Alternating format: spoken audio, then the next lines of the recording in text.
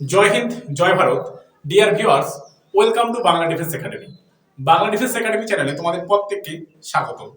সকলেই ভালো আছো? আশা করি সব তোমাদের প্রিপারেশন খুব ভালো চলছে।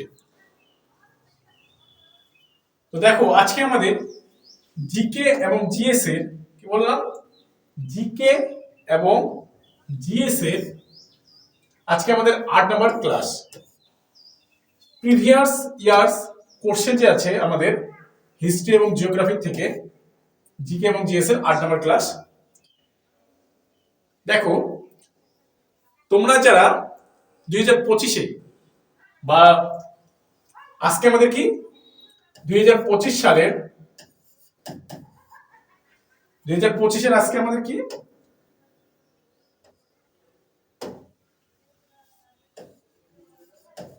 2 জানুয়ারি, তাই তো? 2025-এর আজকে আমাদের কি 2 জানুয়ারি তোমরা এই ক্লাসটি করছো। তো তোমরা যারা প্রিপারেশন নিচ্ছ 2025-কে, মানে এই বছরই যারা তোমরা এক্সাম দিবে, তাদের জন্য এই কোশ্চেন গুলো দেখলে তোমরা খুবই উপকৃত হবে। কারণ 2025-কে ফোকাস করে আমরা এই ধরনের ক্লাসগুলো করাচ্ছি। তো আশা রাখছি তোমরা সম্পূর্ণ ভিডিওটি দেখবে। আর যারা তোমরা এখনো আমাদের এই চ্যানেলটি সাবস্ক্রাইব করনি, অবশ্যই চ্যানেলটিকে সাবস্ক্রাইব করবে এবং পাশে থাকা বেল আইকনটি প্রেস করে দেবে। তো দেখো, আমাদের যেটা হচ্ছে 2023 সালের প্রশ্ন রয়েছে, সেকেন্ড শিফটে আসা প্রশ্ন এটি, তাই না? সেকেন্ড শিফটে আসা প্রশ্ন কি বলছে, জিয়াউদ্দিন বারুনি তার উপাখ্যানের প্রথম সংস্করণ ড্যাশ সালে লেখেন। তো অপশনগুলো কি রয়েছে? 1356, 1288, 1358 এবং 1402। তো এটি কত সালে লেখেন? অপশন নাম্বার কি রয়েছে? এ আমাদের সঠিক অ্যান্সার, 1356 সালে, যখন আমাদের কি হয়েছিল, দিল্লিতে সুলতানি সাম্রাজ্য কিন্তু চলেছিল। ঠিক আছে, দিল্লিতে তখন কি চলছিল? সুলতানি সাম্রাজ্য চলেছিল। তুঘলক বংশের রাজারা সেই সময় রাজত্ব করত। কোন বংশের রাজারা? তুঘলক। ঠিক আছে, তুঘলক বংশের রাজারা সেই সময় রাজত্ব কিন্তু করেছিল। তুঘলক, এটা ঘ হবে। ঠিক আছে, ওকে। নেক্সট দেখো কি বলছে, পলাশির যুদ্ধ। পলাশির যুদ্ধ ড্যাশ সালে সংগঠিত হয়। এটিও এসএসসি আসা সেকেন্ড শিফটে আসা প্রশ্ন 2023 সালের 13 ফেব্রুয়ারি। 1764, 1755, 1760 এবং 1757। তো পলাশির যুদ্ধ তোমরা সকলে জানো কত সালে এবং তাদের মধ্যে হয়েছিল। অপশন নাম্বার ডি আমাদের সঠিক অ্যান্সার। দেখো, 1757 সালে হয়েছিল পলাশির যুদ্ধ। পলাশির প্রান্তরে হয়েছিল। কাদের মধ্যে হয়েছিল? আমরা যদি দেখি, ইংরেজ আর কাদের মধ্যে? বাংলার, বলতে পারি আমরা বাংলার শেষ স্বাধীন নবাব। নবাব মানে কি? নবাব মানে রাজা, তাই না? ইংরেজ আর হচ্ছে বাংলার শেষ স্বাধীন নবাব সিরাজ উদ্দৌলা।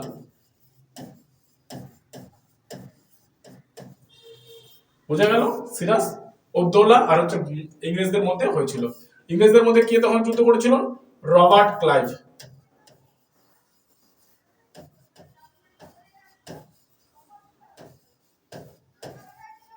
আর ইংরেজরা যুদ্ধের মধ্যে জয়ী হয়েছিল। ঠিক আছে, ইংরেজরা যুদ্ধের মধ্যে জয়ী হয়েছিল আর সিরাজউদ্দৌলা কি করেছিল? যুদ্ধের মধ্যে পরাজিত হয়েছিল। এই 1757 খ্রিস্টাব্দে কিন্তু আবার এই সিরাজউদ্দৌলা কলকাতার নাম দেন। কলকাতা দখল করেছিল এবং কলকাতার নাম দিয়েছিল কি? আলীনগর। এটিও কিন্তু পরীক্ষা দেয়, আলীনগর, যে কে কলকাতার নাম রেখেছিল? আলীনগর। তাহলে এটা কি হয়ে যাবে? সিরাজ উদ্দৌলা বা সিরাজ উদ্দৌলা। বোঝা গেল? নেক্সট প্রশ্ন দেখো কি রয়েছে, ভূমিকম্পের সময় কম্পন পরিমাপ করতে কোন যন্ত্র ব্যবহার করা হয়? ভূমিকম্পের সময় কি বললাম? ভূমিকম্পের সময় কম্পন পরিমাপ করতে কোন যন্ত্র ব্যবহার করা হয়? অপশনগুলো দেখে নাও। মার্কানি স্কেল, সিসমোগ্রাফ, হাইগ্রোগ্রাফ বা হাইগ্রোমিটার, রিক্টার স্কেল। তো অপশন নাম্বার ডি আমাদের এখানে সঠিক answer, sorry option number B আমাদের সঠিক অ্যান্সার, সিসমোগ্রাফ। সিসমোগ্রাফ হয়ে যাচ্ছে আমাদের সঠিক অ্যান্সার। বোঝা গেল? তো ভূমিকম্পের কয়টি তরঙ্গ থাকে? ভূমিকম্পের 3টি তরঙ্গ থাকে। কয়টি তরঙ্গ থাকে? 3টি তরঙ্গ থাকে। বোঝা গেল? ভূমিকম্পের কয়টি তরঙ্গ? 3টি তরঙ্গ। পি তরঙ্গ, এল তরঙ্গ, এস তরঙ্গ। কি তরঙ্গ? পি তরঙ্গ, এল তরঙ্গ, এস তরঙ্গ। পি তরঙ্গ মানে প্রাথমিক তরঙ্গ, এল তরঙ্গ মানে সেকেন্ডারি তরঙ্গ, এবং এস তরঙ্গ রয়েছে আমাদের, বা পৃষ্ঠ তরঙ্গ রয়েছে। ওকে, 4 নম্বর প্রশ্ন কি রয়েছে দেখো। ভারতে 2011 সালে আদমশুমারি বা জনগণনার স্লোগান কি ছিল? দেখো 2011 সালের যে আমাদের সেন্সাস বা আমাদের আদমশুমারি সম্পর্কে তোমাদের একটি বিস্তারিত ভিডিও করেছি এই চ্যানেলে। তোমরা প্লে লিস্টে যাবে এবং সেখান থেকে দেখবে সেন্সাস কিংবা জনগণনা বলে একটি ভিডিও রয়েছে, ঠিক আছে? সেখানে ফুললি আমি এই জনগণনা সম্পর্কে কিন্তু পড়িয়েছি, কারণ জনগণনা তোমাদের এসএসসি জিডির জন্য কিন্তু ভীষণ ভীষণ ইম্পর্টেন্ট হতে চলেছে, কারণ এই জনগণনা থেকে কিন্তু প্রায় তোমাদের কোশ্চেন দিয়ে দেয়, ঠিক আছে? আর আমাদের সে জনগণনা যেহেতু 2011 সাল, তো 2011 সাল থেকে কিন্তু পরীক্ষা আসে। তো কি বলছে এখানে, ভারতের 2011 সালের আদমশুমারির স্লোগান কি ছিল? অপশনগুলো দেখে নেই। আমাদের আদমশুমারি আমাদের গর্ব, আমাদের আদমশুমারি সুরক্ষিত ভবিষ্যৎ। অপশন নাম্বার সি কি বলছে? ভারতের আদমশুমারি ভারতের গর্ব। আর অপশন নাম্বার ডি কি বলছে? আমাদের আদমশুমারি আমাদের ভবিষ্যৎ। তো এই ভিডিওটা যারা যারা দেখেছো তারা অবশ্যই কমেন্ট করে ফেলো। অপশন নাম্বার ডি আমাদের এখানে সঠিক অ্যান্সার, আমাদের আদমশুমারি আমাদের ভবিষ্যৎ। Our census our future, our census and our future মানে আমাদের জনগণনাই আমাদের ভবিষ্যৎ, ঠিক আছে? এটি হচ্ছে 2011 সালের হচ্ছে আদমশুমারি স্লোগান ছিল। ওকে, নেক্সট চলো 5 নম্বর প্রশ্ন কি বলছে। নর্মদা নদী নিচের কোন স্থান থেকে উত্থিত হয়েছে? নর্মদা নদী অপশনগুলো দেখে নেই। সাতপুরা, নাসিক, অমরকণ্টক পাহাড়, মহাবালেশ্বর। তো অপশন নাম্বার এখানে সি হচ্ছে সঠিক answer. Option number C, Amarkantak পাহাড় থেকে কিন্তু আমাদের নর্মদা নদী উৎপত্তি লাভ করেছে। এছাড়াও অমরকণ্টক শৃঙ্গ থেকে আরো দুটি কিন্তু নদী প্রবাহিত হচ্ছে, যার মধ্যে আরেকটি হচ্ছে ইম্পর্টেন্ট যদি আমরা বলি চম্বল নদী। অমরকণ্টক শৃঙ্গ থেকে কিন্তু উৎপত্তি লাভ করেছে। এই নর্মদা কিন্তু আমরা যদি দেখি, নর্মদা নদী হচ্ছে আমাদের একটি পশ্চিম বাহিনী নদী। কি বাহিনী নদী? পশ্চিম বাহিনী নদী কিন্তু। আর পশ্চিম বাহিনীদের মধ্যে এটি কিন্তু দীর্ঘতম। কিতম? দীর্ঘতম। পশ্চিম বাহিনীর মধ্যে এটি কিন্তু দীর্ঘতম নদী হচ্ছে আমাদের কি এই নর্মদা নদী। বোঝা গেল? আর এটি কোথায় পতিত হয়েছে? এটি যদি আমরা দেখি খাম্বাত। কোথায়? খাম্বাত উপসাগরে। উপসাগরে কিন্তু পতিত হয়েছে। খাম্বাত উপসাগরে পতিত হয়েছে। কোথায় এটা? খাম্বাত উপসাগর গুজরাটে। বোঝা গেল? চলো নেক্সট প্রশ্ন দেখি কি রয়েছে। নিচের কোন ভারতীয় রাজ্য চীনের সাথে তার সীমান্ত ভাগ করে না? এখানকার অপশনগুলোর মধ্যে কোন রাজ্য কি বলছে চীনের সঙ্গে ভাগ করে না? সিকিম, অরুণাচল প্রদেশ, হিমাচল প্রদেশ, উত্তরপ্রদেশ। তো তোমরা যারা জানো তারা অবশ্যই কমেন্ট বক্সে কমেন্ট করে ফেলো। অপশন নাম্বার ডি আমাদের এখানে সঠিক অ্যান্সার, উত্তরপ্রদেশ। দেখো চীনের সঙ্গে কোন কোন রাজ্য আমাদের সীমানায় স্পর্শ করেছে। প্রথমে যদি আমরা পশ্চিম দিক দিয়ে দেখি, প্রথমে হয়ে যাচ্ছে লাদাখ। আগে আমরা বলতাম জম্মু এন্ড কাশ্মীর, এখন আমরা বলবো লাদাখ। লাদাখের পর যদি আমরা দেখি হিমাচল প্রদেশ, তারপরে কি হিমাচল প্রদেশ। হিমাচল প্রদেশের পরে চলে আসবো আমরা উত্তরাখণ্ড। উত্তরাখণ্ড। আর যদি আমরা দেখি তারপর নেপাল রয়েছে, তাই না? নেপাল যদিও আমাদের দেশ না, তো নেপালের সঙ্গে চীনের বর্ডার রয়েছে, বা যেটা আমরা বলতে পারি তিব্বত। এরপরে যদি আমরা দেখি সিকিম, কি রয়েছে, সিকিম রয়েছে। এরপরে যদি আমরা দেখি আমাদের মাঝখানে রয়েছে ভুটান দেশ, ভুটানের সঙ্গে চীনের রয়েছে। আর রয়েছে কি, অরুণাচল প্রদেশ, অরুণাচল প্রদেশ। তাহলে কোথায় থাকলো না, তাহলে আমাদের কি উত্তরপ্রদেশ কিন্তু চীনের সঙ্গে কোনো বাউন্ডারি শেয়ার করছে না। আর ভারত আর চীনের যে, ভারত আর চীনের যে সে রেখাটা, সীমা রেখাটা ভারত আর চীনের, ঠিক আছে, সেটার নাম কি, McMahon line. McMahon line, McMahon line হয়ে যাচ্ছে আমাদের কিন্তু এখানে সঠিক অ্যান্সার। চলো নেক্সট প্রশ্ন, 7 নম্বর প্রশ্ন কি বলছে, জালিয়ানওয়ালাবাগ হত্যাকাণ্ডের জন্য কে দায়ী ছিল? এই যে জালিয়ানওয়ালাবাগ হত্যাকাণ্ড, যেটা 1919 খ্রিস্টাব্দের 13 এপ্রিল হয়েছিল। কত সালে এই জালিয়ানওয়ালাবাগ হত্যাকাণ্ড? 1919 সালের 13 এপ্রিল, ঠিক আছে, 1919 সালের 13 এপ্রিল কিন্তু এই জালিয়ানওয়ালাবাগ হত্যাকাণ্ড হয়েছিল। তো এর জন্য কে দায়ী ছিল? General Dawson, General Dyer, General Henderson, General Panters. তো অপশন নম্বর বি আমাদের এখানে সঠিক অ্যান্সার হয়ে যাবে। Option number B, general Dyer. এই জেনারেল ডায়ার এর জন্য কি হয়েছিল, জালিয়ানওয়ালাবাগ হত্যাকাণ্ড হয়েছিল, ঠিক আছে। এখানে যদি আমরা দেখি জালিয়ানওয়ালাবাগ হত্যাকাণ্ডের ফলে রবীন্দ্রনাথ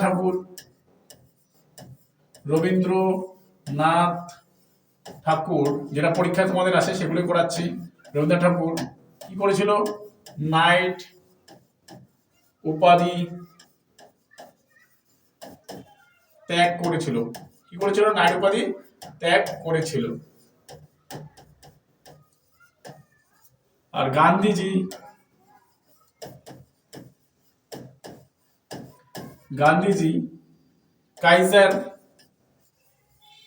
কাইজার ই হিন্দ উপাধি ত্যাগ করেছিল কিন্তু, বোঝা গেল। তো এগুলো ভীষণ ইম্পর্টেন্ট আমাদের। জালিয়ানওয়ালাবাগ হত্যাকাণ্ড পাঞ্জাবের, এটা কোথায় হয়েছিল, পাঞ্জাবের অমৃতসরে। কোথায়, পাঞ্জাবের অমৃতসরে হয়েছিল, বোঝা গেল। পাঞ্জাবের অমৃতসরে কিন্তু এই জালিয়ানওয়ালাবাগ হত্যাকাণ্ড হয়েছিল। তো এই গেল। নেক্সট প্রশ্ন দেখো, হিমবাহ সাধারণত ড্যাশে পাওয়া যায়। হিমবাহ কাকে বলে? আমরা যদি বলি হিমবাহ, বিশাল বরফের স্তূপকে আমরা বলতে পারি হিমবাহ। কি বললাম, বিশাল বরফের স্তূপকে কি বলতে পারি আমরা, হিমবাহ কিন্তু বলতে পারি। তো হিমবাহ সাধারণত কোথায় পাওয়া যায়? মালভূমি, সমভূমি, পর্বত, নদী। তো অপশন নাম্বার সি আমাদের এখানে সঠিক অ্যান্সার।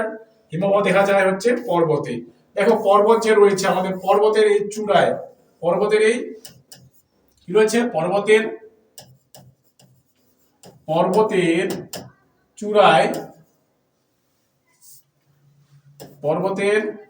চূড়ায়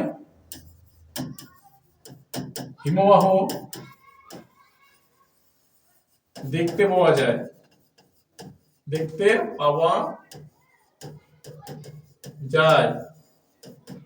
ঠিক আছে। এবার ভারতের যদি আমরা বলি, ভারতের দীর্ঘতম হিমবাহ হচ্ছে সিয়াচেন। কি নাম? ভারতের দীর্ঘতম হিমবাহ সিয়াচেন, যেটা হচ্ছে 76 কিলোমিটার দীর্ঘ কিন্তু, ঠিক আছে। ভারতের দীর্ঘতম হিমবাহ হচ্ছে আমাদের কি, সিয়াচেন। এছাড়াও রয়েছে জেমু, বোঝা গেল, হিসপার, বাল্টারো,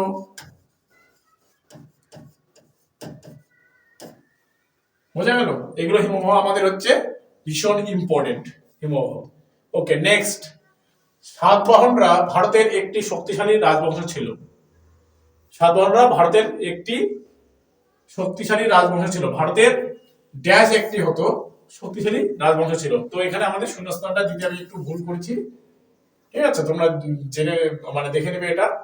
পূর্বাঞ্চলীয়, উত্তর, দক্ষিণ, পশ্চিম। তো সাতবাহনরা ভারতের ড্যাশ একটি শক্তিশালী রাজবংশ ছিল। তো অপশন নাম্বার ডি আমাদের এখানে সঠিক অ্যান্সার, পশ্চিম ভারতে। আমরা যদি দেখি অ্যাকচুয়ালি দক্ষিণাঞ্চলও বলা যায়, কিন্তু আমরা বেসিক্যালি দেখবো আমরা এটা পশ্চিম ভারতে। কারণ সাতবাহন রাজারা আমরা যদি দেখি অন্ধ্রপ্রদেশ, কোথায়, অন্ধ্রপ্রদেশ, তেলেঙ্গানা,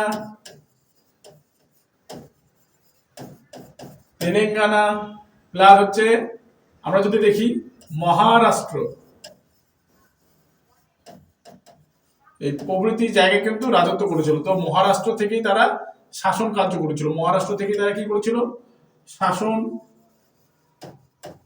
কার্য পরিচালনা করত।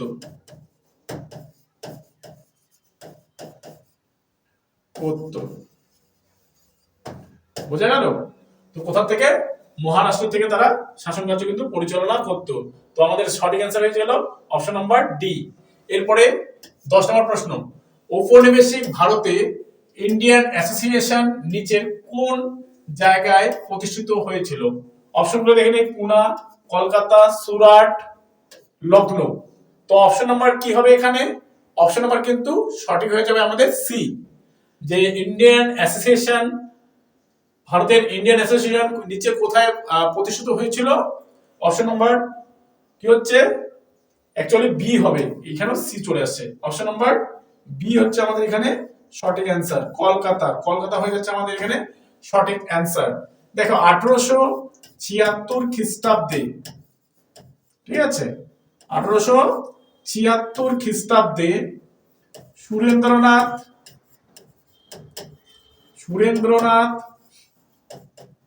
বন্দ্যোপাধ্যায়,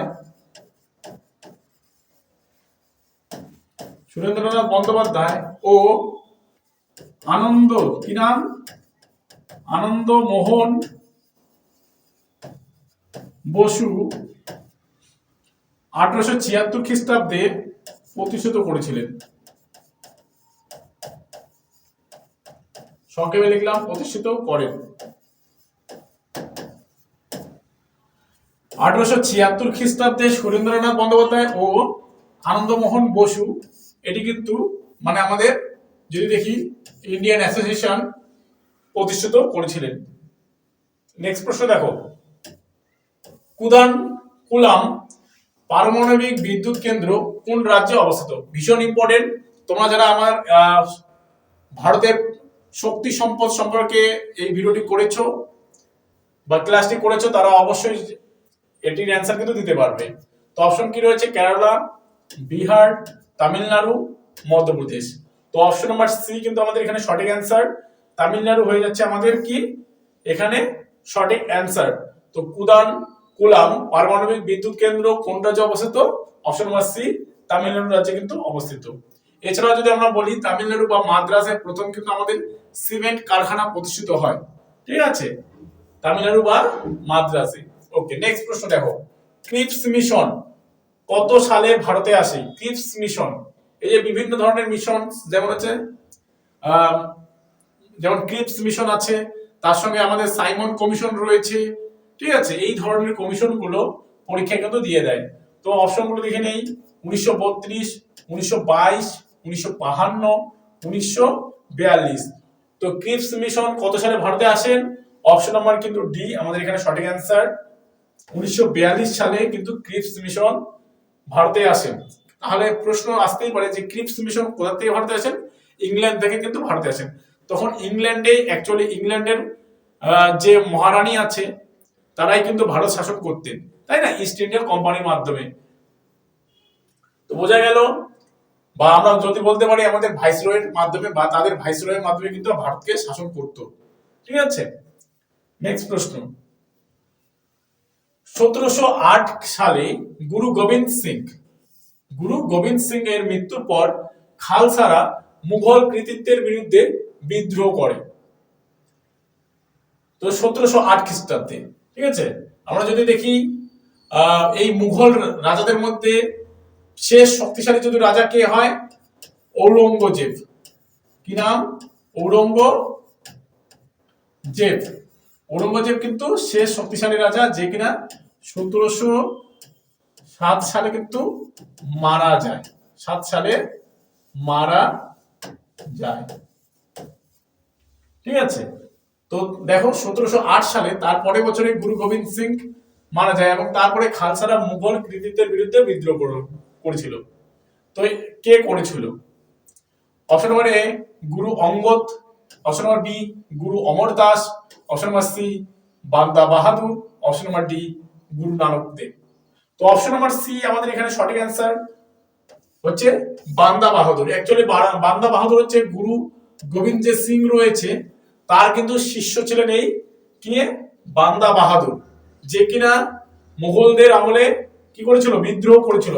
এবং দেখো একে যদি আমরা দেখি 1716 সালে, ঠিক আছে, ফারুকশিয়ার 1716 খ্রিস্টাব্দে ফারুকশিয়ার বান্দা কি বললাম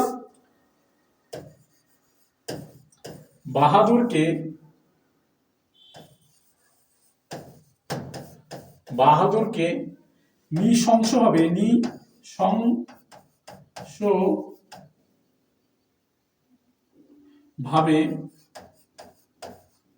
হত্যা করবেন। হত্যা কি বললাম? হত্যা করবেন। ঠিক আছে, নৃশংসভাবে কি করবেন? নৃশংসভাবে কিন্তু হত্যা করবেন। বোঝা গেল? ওকে, চলো নেক্সট প্রশ্ন। 14 নম্বর প্রশ্ন কি রয়েছে? নিচের মধ্যে কে সংবাদ কৌমুদি পত্রিকা প্রতিষ্ঠিত করেছিলেন? সংবাদ কৌমুদি তো তোমাদের পরীক্ষা পত্র পত্রিকা থেকে কিন্তু আসে। ঠিক আছে, অপশনগুলো দেখে নেই। Rashbehari Bose, option number B Raja Rammohan Roy, option number C Sisir Kumar Ghosh, option number D Ishwarchandra Vidyasagar. তো নিচের কে সংবাদ কৌমুদি পত্রিকাটি প্রতিষ্ঠিত করেছিলেন? তো আমাদের অপশন নাম্বার বি এখানে সঠিক অ্যান্সার। রাজা রামমোহন রায় কিন্তু এই সংবাদ কৌমুদি পত্রিকাটি কিন্তু প্রতিষ্ঠিত করেছিলেন। নেক্সট প্রশ্ন দেখো, সরায়ু, ভীষণ ইম্পর্টেন্ট, সরায়ু নদী কোন নদীর উপনদী? ফার্স্ট শিফটে আসা 2021 সালের প্রশ্নপত্র এটি। স্পিন্ডার বা পিন্ডার যেটা তোমরা বলতে পারো, ভাগীরথী, টন, সারদা। তো অপশন নাম্বার ডি কিন্তু আমাদের এখানে সঠিক অ্যান্সার। সারদা নদীর একটি উপনদী হচ্ছে আমাদের কি সরায়ু। এই সরায়ু নদীর তীরে কোন শহর গড়ে উঠেছে? তোমাদের হোমওয়ার্ক থাকলো, তোমরা অবশ্যই কিন্তু আমাকে জানাবে। ঠিক আছে, সরায়ু নদীর তীরে কোন শহর গড়ে উঠেছে? ভীষণ ইম্পর্টেন্ট। পরের প্রশ্ন 16 নম্বর প্রশ্ন দেখো, ড্যাশ একটি সারগ্রাহী শিল্পের উচ্চ বিন্দু প্রতিনিধিত্ব করে যা চালুক্য রাজবংশের অধীনে সপ্তম এবং অষ্টম শতাব্দীতে কি বললাম উত্তর ও দক্ষিণ ভারত থেকে স্থাপত্য ফর্মের একটি সুরেলা মিশ্র অর্জন করেছিল? অপশনগুলো দেখে নেই। কোচি, পাট্টাডাকল, কোরনাক, ভীমবেটকা। অ্যাকচুয়ালি একটা কোরনাক সূর্য মন্দির হবে কোচি। তো অপশন নাম্বার বি আমাদের একটা সঠিক অ্যান্সার। পাট্টাডাকল হচ্ছে আমাদের কি একটি সারগ্রাহী শিল্পের উচ্চবিন্দু প্রতিনিধিত্ব করে যা চালুক্য বংশের অধীনে সপ্তম এবং অষ্টম শতাব্দীতে উত্তর এবং দক্ষিণ ভারত থেকে স্থাপত্য ফর্মের একটি সুরেলা মিশ্র অর্জন করেছিল। কে? পাট্টাডাকল। পরের প্রশ্ন 17 নম্বর প্রশ্ন, ড্যাশ ভিটিকালচার নামে পরিচিত? এটি কৃষি থেকে, ভারতের কৃষি থেকে ক্রমবর্ধমান সবজি, ফুল এবং ফল, এটা ভিটিকালচার নামে পরিচিত। আঙ্গুর চাষ, option number B. Option number C মাছের প্রজনন, অপশন নাম্বার ডি রেশম কীট পালন। তো ভিটিকালচার নামে কে পরিচিত? তোমরা অনেকেই জানো। অপশন নাম্বার বি আমাদের এখানে সঠিক অ্যান্সার। আঙ্গুর চাষকে আমরা কি বলতে পারি? ভিটিকালচার কিন্তু বলতে পারি। পরের প্রশ্ন দেখো 18 নম্বর প্রশ্ন, মারাঠা এবং আফগানিস্তানের শাসক আহমদ শাহ দুররানির সঙ্গে বা মধ্যে পানিপথের তৃতীয় যুদ্ধ কত সালে সংঘটিত হয়? ঠিক আছে, অপশনগুলো দেখে নিই। 1781, 1851, 1761 প্লাস 18 নাম্বার কি রয়েছে 1831। তো আমাদের এখানে সঠিক অ্যান্সার কি হবে? অপশন নাম্বার সি সঠিক অ্যান্সার হয়ে যাচ্ছে। 1761 সালে কাদের মধ্যে হয়েছিল? এটা হয়েছিল মারাঠা মানে মহারাষ্ট্র, ঠিক আছে। মারাঠা রাজ্যের প্রতিষ্ঠিত কে? মারাঠা রাজ্যে যদি আমরা দেখি শিবাজি কিন্তু প্রতিষ্ঠিত। কে? শিবাজি। শিবাজি হচ্ছে আমাদের কি মারাঠা রাজ্যে কিন্তু প্রতিষ্ঠিত। শিবাজি পরবর্তী যে শাসকরা ছিলেন তারা এবং আফগানিস্তানের শাসক আহমদ শাহ দুররানি রানীর সঙ্গে পানিপথের তৃতীয় যুদ্ধ শুরু হয়েছিল, যেটা হচ্ছিল 1761 সালে। তো ফার্স্ট ব্যাটেল অফ পানিপথ কত সালে হয়েছিল? তোমরা সকলে জানো 1526। সেকেন্ড ব্যাটেল অফ পানিপথ তোমরা জানো 1556, তাই না সালে হয়েছিল কিন্তু। তো এটা কাদের মধ্যে হয়েছিল তোমরা একটু অবশ্যই আমাকে কমেন্ট করে জানাবে। ফার্স্ট ব্যাটেল অফ পানিপথ কাদের মধ্যে হয়েছিল plus second battle of Panipat কাদের মধ্যে হয়েছিল তোমরা আমাকে কমেন্ট বক্সে কমেন্ট করে জানাবে। নেক্সট প্রশ্ন দেখো, নিচের কোন মুঘল সম্রাটের শাসনামলে রাজা টোডরমল রাজস্ব মন্ত্রী ছিলেন? ঠিক আছে, রাজস্ব মন্ত্রী পরীক্ষায় কিন্তু বারবার দেয়। এটা সেকেন্ড শিফটে আসা প্রশ্ন 21 সালে। হুমায়ুন, শাহজাহান, জাহাঙ্গীর, আকবর। তো অপশন নাম্বার কি হবে? ডি কিন্তু আমাদের এখানে সঠিক অ্যান্সার হবে। আকবরের রাজস্ব মন্ত্রী কে ছিল? টোডরমল কিন্তু ছিল। আকবরের রাজস্ব মন্ত্রী কে ছিল? টোডরমল। এখানে আরেকজন আসে রাজা বীরবল। কি নাম? রাজা বীরবল। রাজা বীরবল, অ্যাকচুয়ালি এটা দীর্ঘিকার হতো, রাজা বীরবল হবে, ঠিক আছে।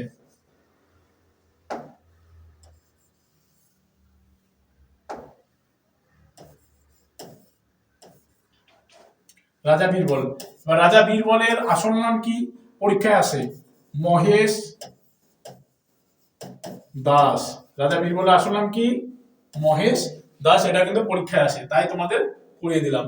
নেক্সট প্রশ্ন বা আজকের শেষ প্রশ্ন দেখো, পাঞ্জাব বা ভারত থেকে 5টি নদী পাকিস্তানের মিথানকোটে ড্যাশ নদীতে প্রবেশ করেছে।